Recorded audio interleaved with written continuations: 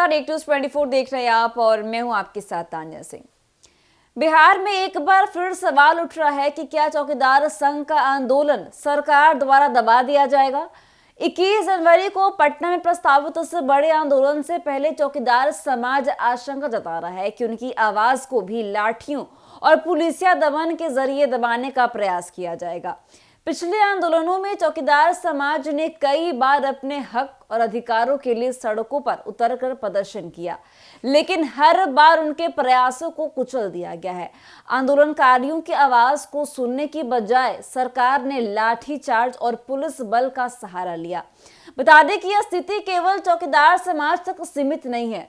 शिक्षकों, आंगनवाड़ी सहायकों और बीपीएससी अभ्यर्थियों ने भी अपने अधिकारों के लिए संघर्ष किया, लेकिन उनकी मांगें भी अनसुनी रह गई। हाल ही में बीपीएससी अभ्यर्थियों का आंदोलन 10 दिनों तक पटना की सड़कों पर लगातार जारी रहा। आंदोलनकारियों के समर्थन में प्रशांत किशोर भी सड़कों पर उतरे। ठंड के मौसम में वाटर कैनन का इस्तेमाल किया गया और फिर पुलिस ने लाठीचार्ज किया।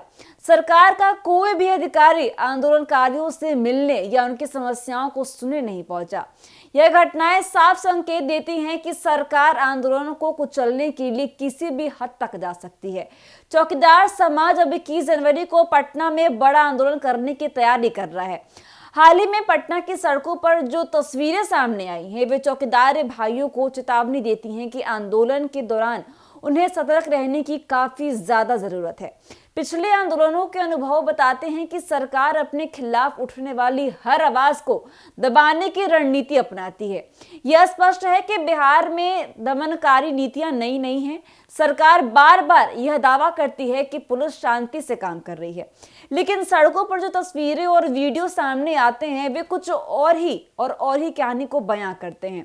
पुलिस बल का इस्तेमाल कर आंदोलनकारियों को खदेड़ने और उनकी आवाज दबाने का सिलसिला लगातार जारी है। इस बार का आंदोलन चौकीदार समाज के लिए बेहद महत्वपूर्ण है। यह आंदोलन न केवल उनके अधिकारों की लड़ाई है, बल्कि यह भी तय करेगा कि क्या सरकार उनकी मांगों को गंभीरता से लेगी।